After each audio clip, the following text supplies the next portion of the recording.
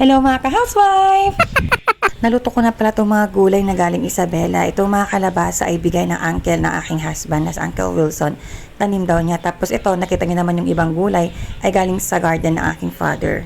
Tapos haluan ko ng 4 pieces na longganisa na galing Isabela. Umorder kasi yung husband ko ng 2 kilo. Grabe, ang mahal pala ng longganisa. Almost 960 yung 2 kilo.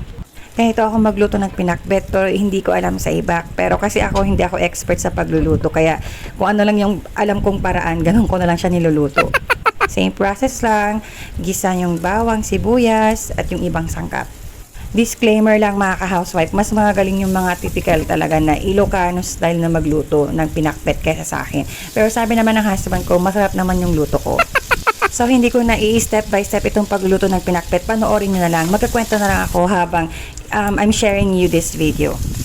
A day after namin galing Isabela, niluto ko na agad itong mga gulay na ito mga ka-housewife. So, medyo late lang yung pag-upload ko kasi natabunan ng mga ibang video yung video na to.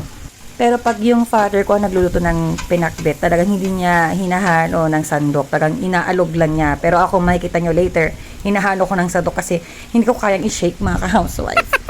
I mean yung mga gulay ha, mamaya, hindi niya hahaluin. Syempre pag nagisa siya, haluin niya ng sandok mga ka-housewife.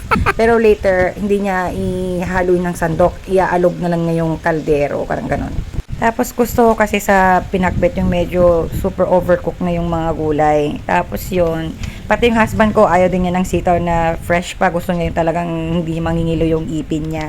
Tapos yung anak ko, nag-a-add ako ng water kasi gusto niya sabaw lang dyan. Hindi siya kumakain ng gulay mga ka-housewife. So, medyo struggle ko yun as a mother.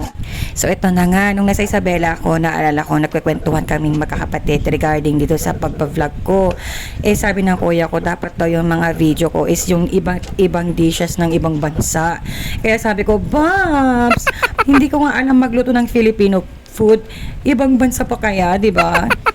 Pero kung napapansin nyo mga ka-housewife, medyo naglalaylo ako sa mga videos kasi nakaka-move on na ako, kumbaga, kaya nga ako nag-vlog or naggumawa ng mga videos na to para ma-surpass ko yung postpartum depression ko. So, mga recent days, nagiging okay na ako, nakakalimutan ko na yung mga bad na past, mas naging closer na ako kay God, kaya iniisip ko kung itutuloy ko pa ba itong pagbablog ko na to or hindi na. So, medyo ngayon, pakunti-kunti na lang yung paggawa ko ng mga videos kasi, yun, nakaka-move on na ako sa buhay ko.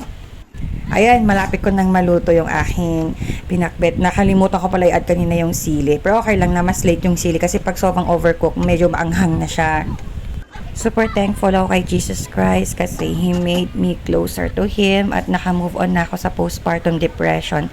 These past few days, naging happy na ako at okay na. So, hindi ko alam kung itutuloy ko pang pag-vlog pero let's see. Thank you for watching mga ka-housewife. Kaya hanggang sa muli mga housewife, thank you for watching. Eto, medyo magulo kasi isusubo ko na sana pero nakalimutan akong mag-video kaya ganyan itsura niya. Bye!